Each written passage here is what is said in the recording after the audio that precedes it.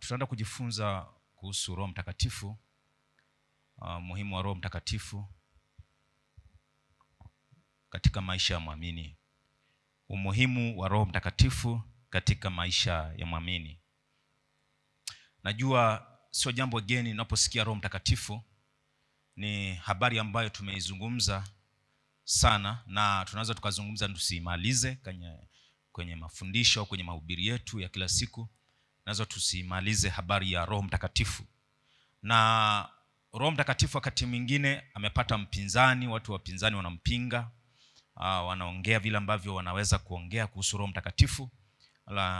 Wengine wanaona kuwa kujazwa Roho Mtakatifu sio issue ya muhimu sana kwenye maisha yao. Kila mtu anaelewa tofauti.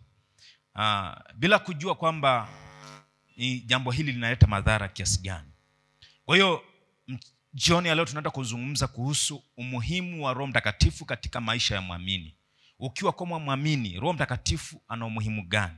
Utakapoelewa umuhimu wa Roho Mtakatifu, utakuwa na kiu ya kutamani kujazwa Roho Mtakatifu. Utatamani kuongozwa na Roho Mtakatifu. Utatamani kuwa na Roho Mtakatifu. Utaona tu uzuri wake Roho Mtakatifu akiwa amepotea ndani yako. Utaona tu kame mwingi. Kusoma Biblia inakuwa nzito, kuja kwenye ibada inakuwa ni nzito, kuwahi ibada inakuwa ni nzito, kuimba inakuwa ni nzito, kuzingatia mambo ya msingi inakuwa ni nzito. Yaani kila kitu kinakuwa kizito kwa sababu Roho Mtakatifu hayuko kwako. Kwa hiyo tutajifunza mambo machache kuhusu umuhimu wa Roho Mtakatifu katika maisha ya muamini. Jambo la kwanza, Roho Mtakatifu ni mwalimu na mkumbushaji wetu. Roho Mtakatifu, unapokuwa na Roho Mtakatifu ndani yako, Roho Mtakatifu ni mwalimu wako. Roho Mtakatifu atakufundisha zaidi ya vile ambavyo sisi tunaweza tukakufundisha. Roho Mtakatifu anaweza kukuelekeza zaidi ya vile ambavyo sisi tunaweza tukakuelekeza. Sio hivyo tu, Roho Mtakatifu anaweza kukukumbusha mambo ya msingi sana. Roho Mtakatifu anaweza kukukumbusha sasa hivi umetoka pale ulipokuwa umetoka, umeacha simu yako. Roho Mtakatifu anaweza kukukumbusha, rudi haraka, nenda kachukue simu yako. Ukichelewa unakuta imepotea. Roho Mtakatifu anaweza kuambia ulipotoka pale umeacha mlango wazi wa ofisi yako, rudi kafunge mlango. Roho Mtakatifu anaweza kukukumbusha ulipokuwa pale ofisini kwako umeacha fedha mezani, ukichelewa dakika chache utakuta hazipo. Huyo ni Roho Mtakatifu. Roho Mtakatifu anakufundisha, Roho Mtakatifu anakukumbusha. Ukisoma katika kitabu cha Yohana 14 ule mstari wa 26 inasema hivi: lakini huyo msaidizi ambaye ni Roho Mtakatifu, huyo Roho Mtakatifu ambaye Baba atampeleka kwa jina langu, atawafundisha yote na kuwakumbusha yote aliyowaambia. Ndio kazi ya Roho Mtakatifu kwa maisha yako wewe kama muamini. Anaweza kukufundisha, anaweza kukukumbusha mambo ya msingi kabisa. Usifikiri atakukumbusha labda mambo tu ya rohoni tu. Anakukumbusha mambo ya rohoni, anakukumbusha na mambo hata ya kawaida kabisa kwenye kazi zako, kwenye biashara zako, kwenye masomo. Anakukumbusha mambo ya msingi. Sasa kwa sababu hatujui, wakati tunamwacha Roho Mtakatifu pembeni, Roho Mtakatifu anaweza kukukumbusha jambo fulani. Unaweza kusahau kwenye akili za kibinadamu, ukasahau kabisa uliweka jambo fulani wapi au uliweka kitu fulani wapi. Roho Mtakatifu anaweza kukukumbusha, nenda sehemu fulani utakipata hicho kitu. Roho Mtakatifu ni mwaminifu sana, na ukiweza kumtumia na ukiweza kumuelewa Roho Mtakatifu utafaidika sana mambo mengine. Jambo lingine, Roho Mtakatifu ni mchunguzi au mpelelezi wa mambo ya ndani. Huyu Roho Mtakatifu alivyo muhimu kwenye maisha yako, ni mchunguzi au mpelelezi wa mambo ya ndani sana. Mtu yoyote akiwa na Roho Mtakatifu, mfano rais kijana akitaka kuoa au akitaka kuolewa, kama ana Roho Mtakatifu, Roho Mtakatifu ni mchunguzi.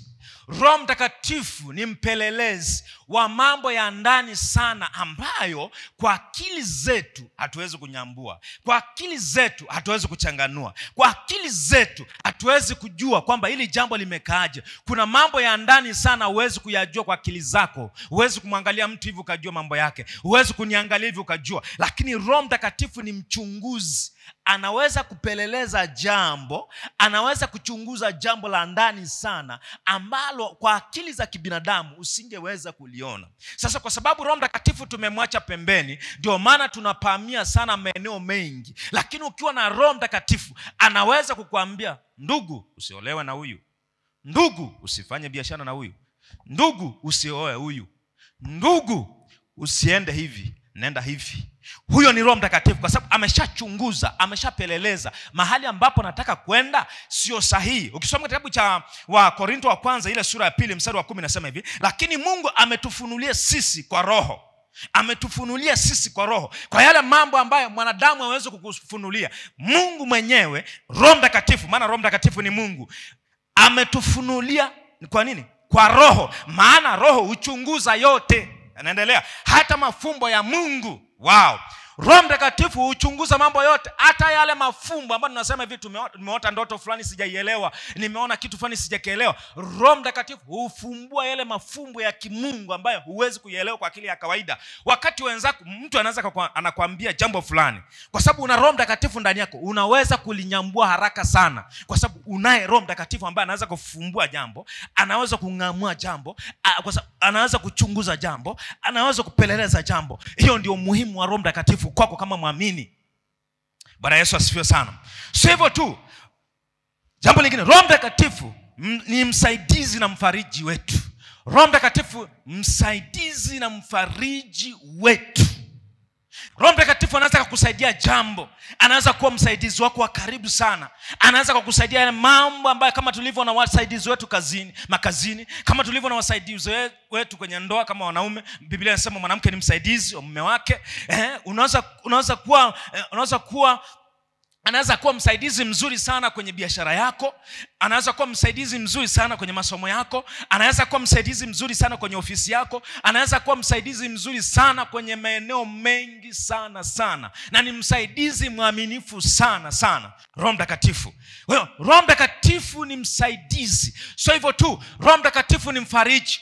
Watu hawawezi kukufariji vile ambavyo Roho Mtakatifu anaweza kukufariji. Mimi naweza nikamwambia pole, naweza nikamwambia pole mwenzangu, naweza kumwambia pole ndugu yangu, naweza kumwambia pole baba, naweza kumwambia pole mama, naweza nikakufariji wakati msiba ulionao, wakati jambo ulionalo. Yani siwezi kufiti kwenye hilo jambo, lakini Roho Mtakatifu ni mfariji mzuri sana. Anaweza kukufariji kwa namna ya pekee sana. Roho Mtakatifu anaweza kukutia moyo, anaweza kukuvusha kwenye eneo ambalo limeonekana ni giza zito, limeonekana kwamba ni gumu kwako, limeonekana kwamba limejeruhi sana moyo wako. Kuna watu wanajeruhiwa mioyo yao kwa misiba, kuna watu wanajeruhiwa mioyo yao kwa kuingia hasara, kuna watu wanajeruhiwa mambo mbalimbali yanajeruhi mioyo yetu, yanakuja kwa namna tofauti. Kwa hiyo Roho Mtakatifu ni mfariji wetu wa namna ya pekee mno. Bwana Yesu asifiwe sana.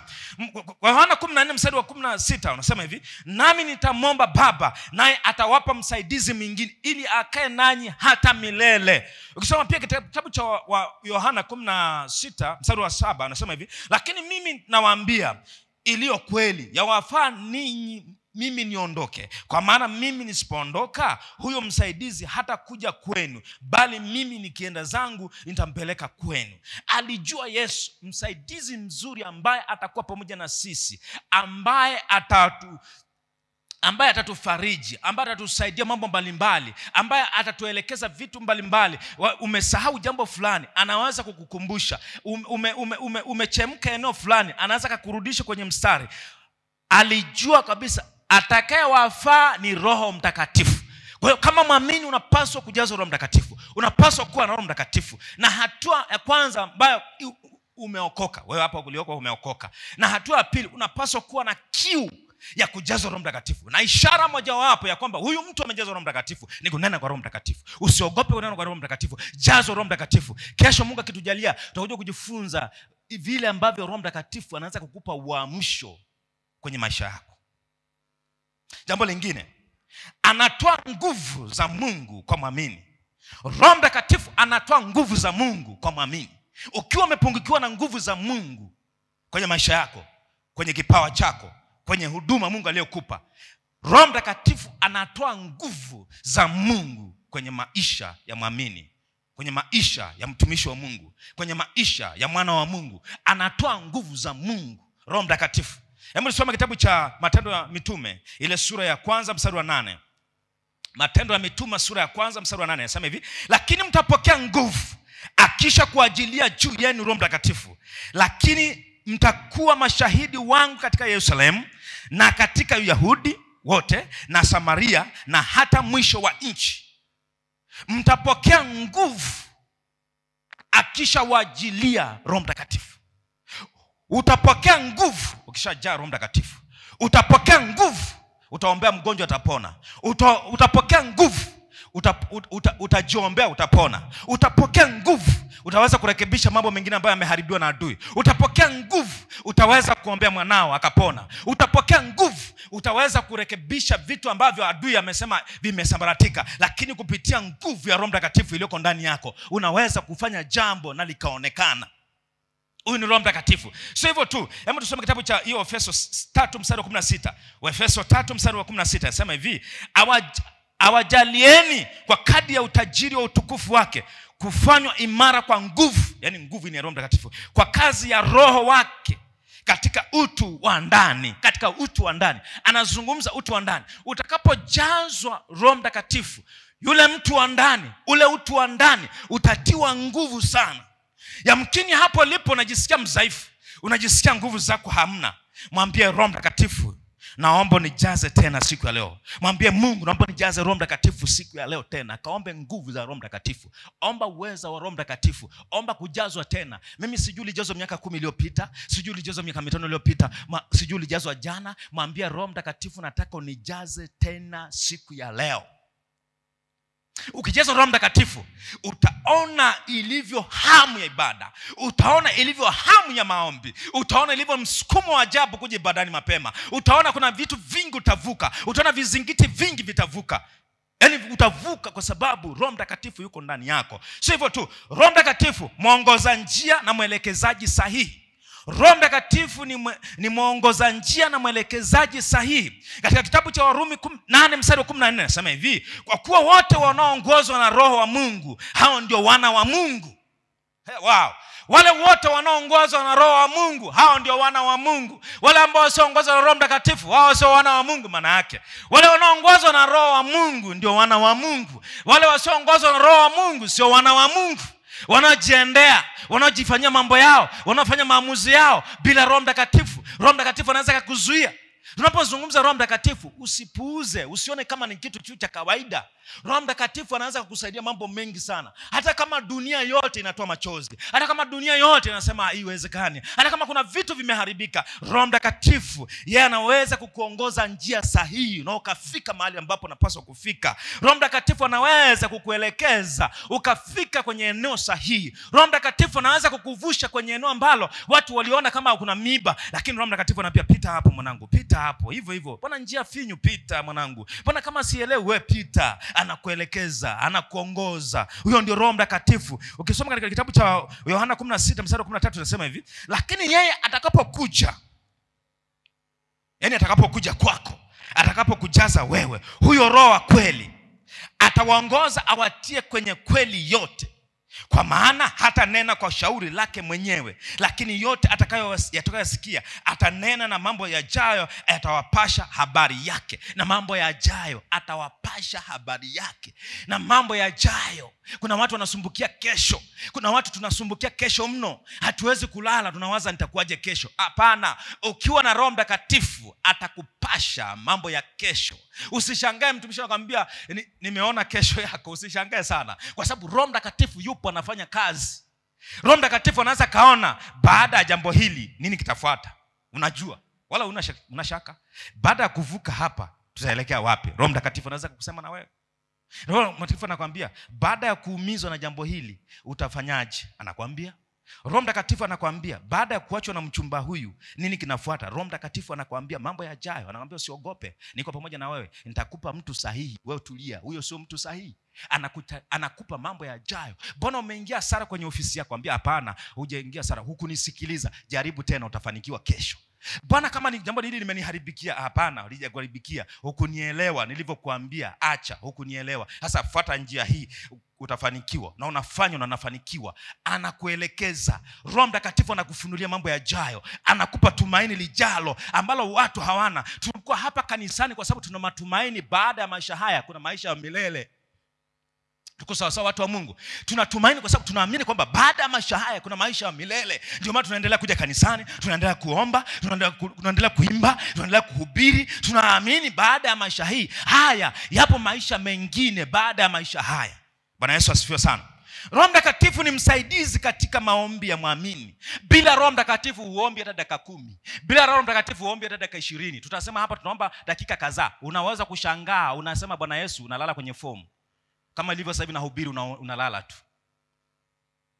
Unashangaa, hapa tunasema tumekuja kuomba, unaanza kuwaza hivi sijala tangu asubuhi. Wewe. Maisha bila kuomba ufiki. Kanisa, maisha bila kuomba ufiki unapotaka.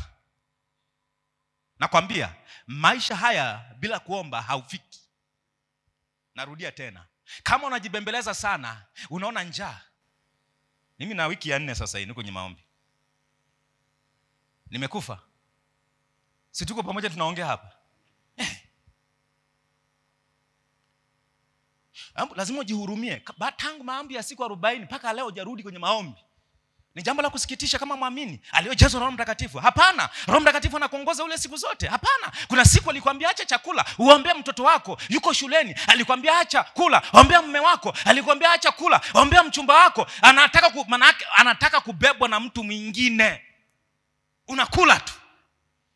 Roho Mtakatifu anakuambia acha kula, aingie kwenye maombi, ombea biashara yako. Wewe unacheka tu. Kesho imeungua moto. Umeibiwa. Kwa sababu hujajua. Mtu mwenye Roho Mtakatifu anajua. Roho Mtakatifu ni msaidizi katika maombi yetu. Anatubebea mahitaji mengine. Sisi ni wadhaifu. Kwa nini anakuwa hivyo? Sisi ni wadhaifu kuomba. Wewe unaomba maandazi, kumbe wewe utakiwa maandazi, utakuwa gunia la mahindi. Anakusaidia kuomba. Wewe ni mdhaifu, mawazo yako yanakwambia ndio jambo la muhimu, lakini sio jambo la muhimu. Hebu tusome maandiko hapo. Nasema hivi katika kitabu cha Warumi 8 mstari 26 hadi 27, nasema hivi: kadhalika Roho naye hutusaidia udhaifu wetu, kwa maana hatujui kuomba jinsi pasavyo, lakini Roho mwenyewe hutuombea kwa kuugua kusikoweza kutamkwa. Unaweza kuwa hujafika viwango hivyo. Na yeye aichunguzaye mioyo aijua nia ya Roho ilivyo, kwa kuwa huwaombea watakatifu kama apendavyo Mungu.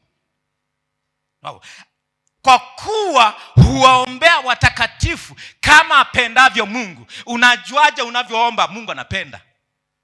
Unajuaje unapopiga magoti Mungu anapenda? Roho Mtakatifu ndivyo hutuombea jinsi apendavyo Mungu. Yamkini unaomba kwa ajili ya tamaa zako, yamkini unaomba kwa ajili ya kumkomoa fulani, yamkini unaomba kwa ajili ya watu fulani wakuone. Kumbe ukiwa na Roho Mtakatifu anakusaidia kuomba kama Mungu anavyopenda. Ungesema amina, usingenishangaa. Anaomba kama pendavyo. Wewe unaona jambo hili ni zuri, lakini Roho Mtakatifu kwa mbele za Mungu sio zuri, litakuangamiza maisha yako. Jambo lingine, hebu tusome kitabu cha Yuda 1:20 kwanza. Kwenye hiyo pointi, Roho Mtakatifu ni msaidizi katika maombi ya muamini. Bali ninyi wapenzi, mkijijenga juu ya imani yenu iliyo takatifu sana, na kuomba katika Roho Mtakatifu, na kuomba katika Roho Mtakatifu, na kuomba katika Roho Mtakatifu, na kuomba katika Roho Mtakatifu, kuimarisha imani yako, kuimarisha safari yako, kuimarisha mambo yako. Kuomba katika Roho Mtakatifu, kunena kwa Roho Mtakatifu sio fashion wala sio nini, ni wajibu wa kila muamini aliyeokoka. Roho Mtakatifu anakusaidia. Kwa hiyo omba katika Roho Mtakatifu. Kama hujajazwa Roho Mtakatifu jioni ya leo, kuwa na hamu ya kujazwa Roho Mtakatifu, kuwa na kiu ya kujazwa Roho Mtakatifu. Omba katika Roho Mtakatifu. Usiombe kwa mazoea, usiombe kwa vile ambavyo umezoea. Unapanga maombi kisomi, unapanga maombi vile ambavyo unaelewa, sawa, lakini unapaswa kuomba katika Roho Mtakatifu, kwa sababu yeye anajua Mungu anataka kukutumiaje. Yeye anajua baada ya ibada hii nini kitakutokea. Yeye anajua baada ya wiki hii kuisha ya maombi nini kitatokea wiki ijayo. Anajua. Kwa hiyo unapaswa kujazwa Roho Mtakatifu. Unapaswa kuomba kwa Roho Mtakatifu, kama kitabu cha Yuda 1:20 inavyosema, katika Roho Mtakatifu. Omba katika Roho Mtakatifu na utaona matunda ya kuomba kwako. Jambo la mwisho au la pili kuelekea mwishoni. Jambo la mwisho, anabadilisha tabia za watu. Roho Mtakatifu anabadilisha tabia ya mtu. Roho Mtakatifu anabadilisha tabia ya muamini. Ulikuwa unamwona muamini yuko hivi, au ulikuwa unamwona mtu kabla hajaokoka alikuwa yuko hivi, lakini alivyookoka akajazwa Roho Mtakatifu akabadilisha tabia yake. Alikuwa ni mchoyo akaacha kuwa mchoyo, alikuwa ni mwizi akaacha kuwa mwizi, alikuwa mzinzi akaacha kuwa mzinzi, alikuwa mwasherati akaacha kuwa mwasherati, alikuwa mlevi akaacha kuwa mlevi, kwa sababu Roho Mtakatifu anabadilisha watu. Bila Roho Mtakatifu uzinzi utakutesa. Bila Roho Mtakatifu utakuwa unakunywa bia kisirisiri na ukuje kanisani hapa. Bila Roho Mtakatifu utakuwa unafanya vituko, kwa sababu mtu ambaye anabadilisha maisha ya mtu ni Roho Mtakatifu. Tuko sawa sawa wa Kristo? Roho Mtakatifu anatoa tunda la Roho. Ndio maana katika kitabu cha Wagalatia 5:22 mpaka 23 tunasema hivi, lakini tunda la Roho, yaani Mtakatifu, ni upendo. Wow. Roho Mtakatifu anatoa upendo. Ulikuwa una upendo kwa wazazi, ulikuwa una upendo kwa ndoa yako, ulikuwa una upendo kwa watoto wako. Roho Mtakatifu anabadilisha mtu. Ulikuwa mpendi mume wako, anaanza kumpenda. Ulikuwa mpendi mke wako, anaanza kumpenda. Tunda la Roho Mtakatifu. Sio hivyo tu, Roho Mtakatifu hutoa furaha, amani. Wow. Huna amani, huna furaha, jazo Roho Mtakatifu, utasikia amani na kuja kwako, utasikia furaha na kuja kwako, umejikunyata kama uelewe. Sio hivyo tu, uvumilivu. Huna uvumilivu, Roho Mtakatifu anakupa uvumilivu. Hauna utu wema, yeye anakupa utu wema. Fadhili, uaminifu, watu wanaanza kukuamini kwa mambo kaza wa kaza. Upole, unakuwa na mtu wa kiasi. Unakuwa juu ya mambo kama hayo ambayo hakuna nini? Sheria. Sio hivyo tu, sisi sote kwa uso usiotiwa utaji tukiurudisha utukufu wa Bwana, kama vile katika kioo tunabadilishwa tufanane na mfano huo toka utukufu hata utukufu, kama vile kwa utukufu utokao kwa Bwana aliye Roho.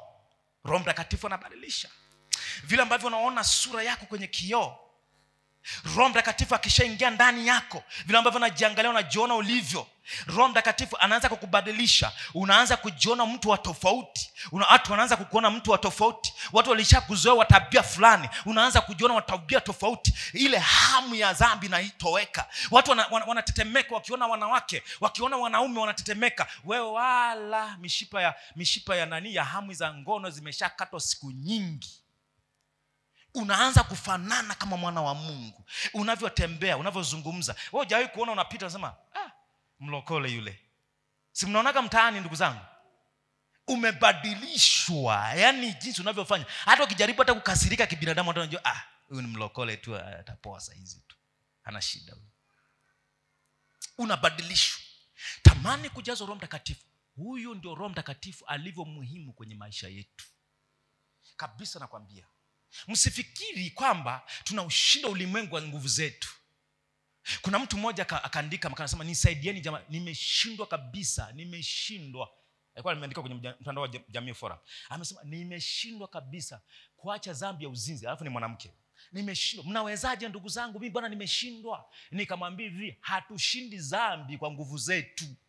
Tunashinda dhambi kwa sababu Roho Mtakatifu yuko ndani yetu. Mungu yuko ndani yetu. Hofu ya Mungu yuko ndani yetu.